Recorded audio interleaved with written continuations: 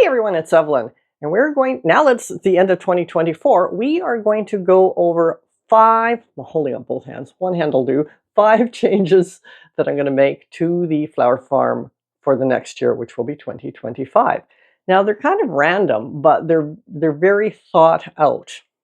The first one I'm going to do a little backstory on. So for 2024, one of the things that I really wanted to do was get in the habit of taking pictures of every bouquet that I made, because the previous year I was really bad at that, mainly because my photo station was removed from where I made the bouquets. So what I did last year was I set up an area that was actually within my bouquet making station, that once I made the bouquet, I could put it there and take a picture of it.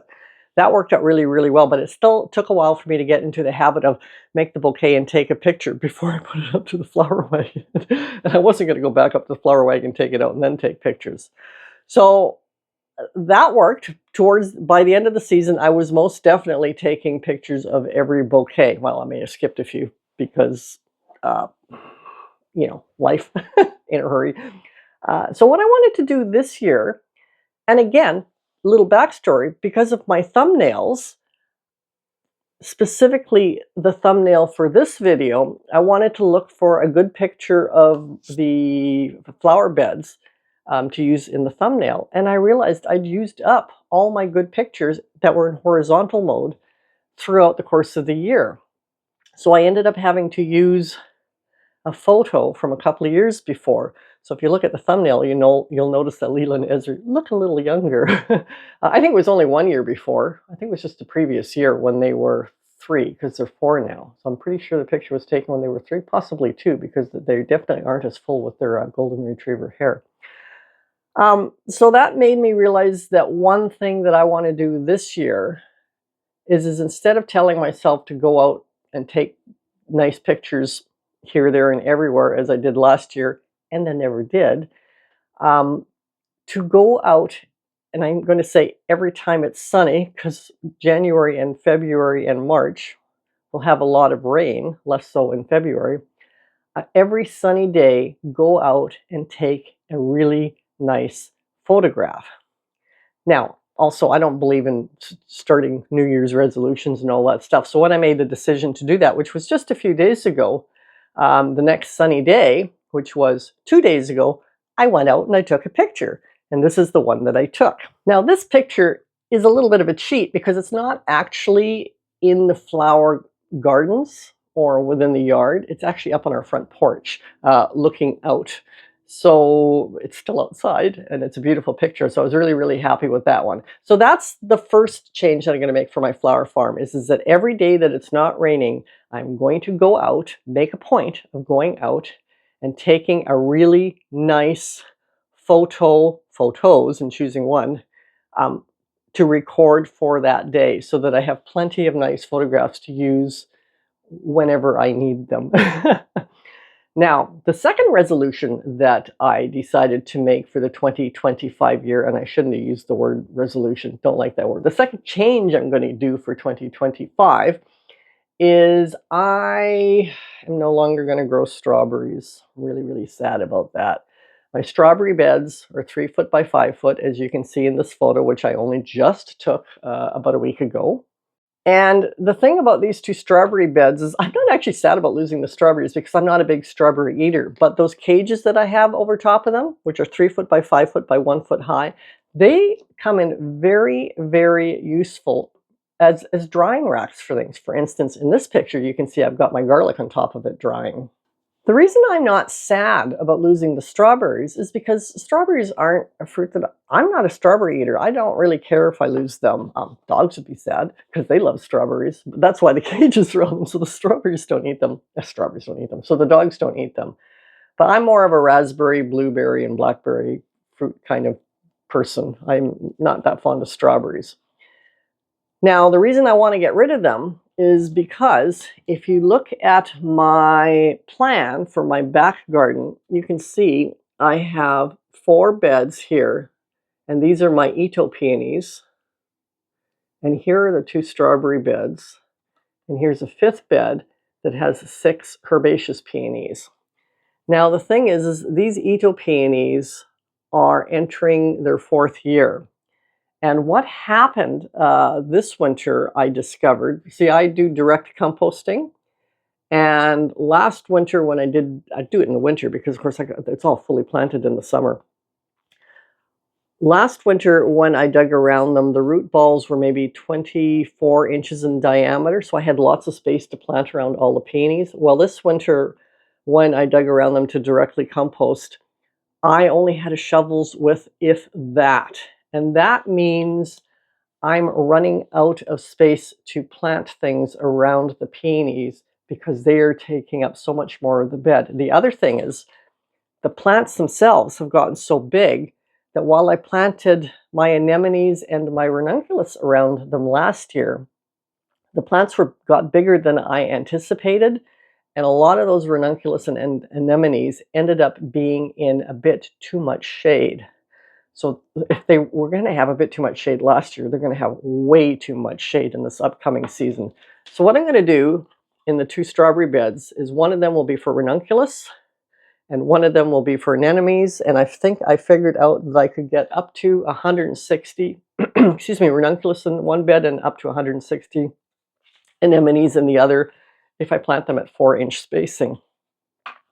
Now, the ranunculus that I'm growing are these 6. And if I can get 160 of them in there, I already said I don't particularly care for the yellow one. I could just eliminate that so that the other 5 can factor into that 160. And that would mean I would get, well, 5 goes into 160, 5 goes into 16 3 times with one remainder, 5 goes into 10 twice. So that would be 32 of each color. And I think that would be enough. For the anemones, these are the 3 that I grew in the past year, and I like all 3, but I actually added in quite a few more anemones for this upcoming season. So I added in the anemone caramel pastel mix, which I'm looking forward to, as well as the anemone Deseon caramel white, which I'm looking less forward to. I kind of, after I ordered it, I thought, why did I order that one? I didn't really like the rainbow blueberry one, which is exactly the same as the black and white one. It's blue. But I did, so I'll have it, so I'll try it. I might end up loving it. So those are the anemones that I'm growing in the 1 strawberry bed, and those are the ranunculus that I'm going to be growing in the other strawberry bed. So that's a huge change for me, losing the strawberries and switching the ranunculus and then the anemones over. Now you might ask, what am I going to do instead of having the anemones and ranunculus planted around them? Well, lettuce loves shade, and I love lettuce. So I will be able to plant more successions of lettuce than I was able to do in previous years. The other thing is, also with my wholesale order, I ordered Muscari grape ice. And what I did with them is I literally planted them up close to the, where am I here? Not in this bed. This bed's going to have black button bachelor buttons on it, as it does with all years, and zucchini in the front. And it's got garlic growing up the sides. That's the same as it always does. The second bed here, all around the base of the 2 peony plants here, I have planted the Muscari grape ice, which I think looks really cool. Haven't actually seen it in person, but I love that purple with the white frosting on top. And because they come up so early, they should be fine and not be interfered with the peonies. That will be an experiment. The next bed, I did the same thing with the Fritillaria meleagris alba. And in the next bed over, I did the same thing with the meleagris or snake's head Fritillaria or checkered lily, depending on what you know it by, which I love. I really, really like the snake's head Fritillaria. Now, speaking of like, if you haven't already done so, don't forget to hit the like button down below, and let's get on to the 3rd change that I'm making in my flower farm for the year 2025. And that is relating to YouTube. So I have decided that starting in January, I am going to collect some or all, depending on how many questions there are, questions in the comment section below each video for each month. So the January videos I will collect. And so the last January video will be on January 25th. And then the following Wednesday, which in this case would be January 29th. It might fall into the beginning of the next month, but it will always be the following Wednesday of the last Saturday video of the month. I'm going to do a Q&A video, which I'm looking forward to, and I hope you guys will participate in and ask lots of questions, because without the questions, it's going to be a really short video. So that's the third change that I'm making to the flower farm. And with that, I'm really, really hoping, I'm so close to getting to 1,000 subscribers. I'm really, really hoping that sooner rather than later in 2025, I will hit my 1,000 subscribers. So if you haven't already and you've been watching my channels, please subscribe. Let me get to that 1,000. I actually wanted to do it by the end of the year, but it doesn't look like that's going to happen. But I'm so close, so help me out. Anyway, we are now going to go on to the fourth change. And this is actually a pretty big one for me. I have decided that I am probably going to start doing some bouquet making workshops in our city of Campbell River. And the way I'm going to do that is, as many, little backstory again, as many of you know, besides being a tiny urban flower farmer, I'm also an artist and an interior designer. Now, as an artist, I am a member of our Arts Council as well as our art gallery. And in the beginning of January, they have the member show, and I'm actually going to be putting this piece up in there. This is a watercolor that I did. This is actually, I'll be putting in a limited edition of it because the watercolor has sold. So I'll be putting a limited edition of this robin, which I call Robins and Roses Get Dirt in Their Toeses.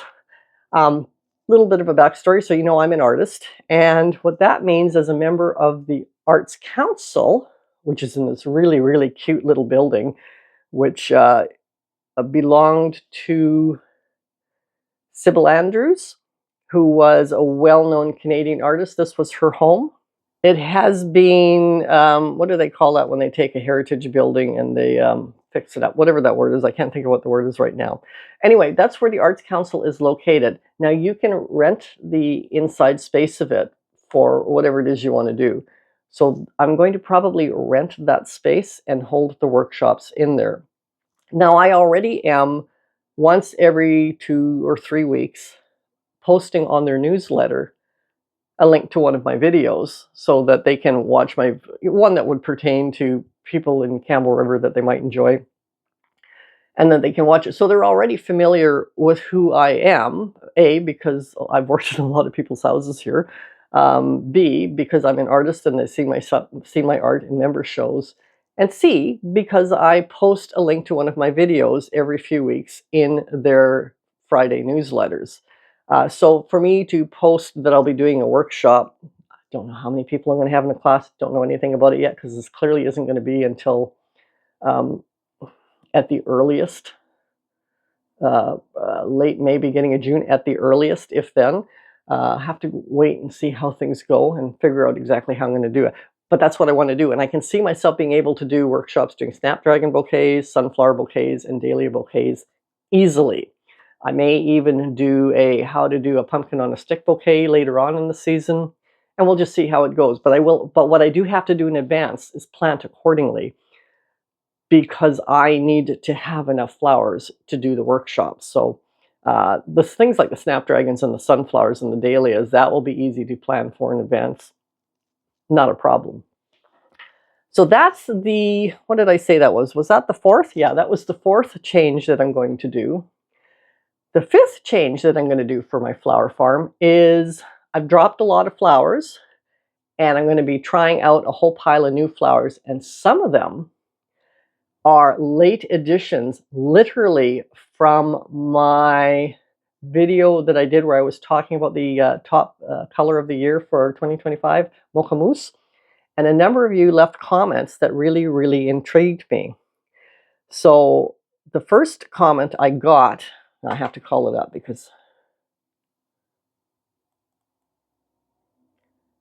Oh, actually, the first flower that I'm going to trial is actually just for my research, and that is the Celosia Selway terracotta. And that is because it says it grows really, really well in pots, so I don't need space within my flower beds for it.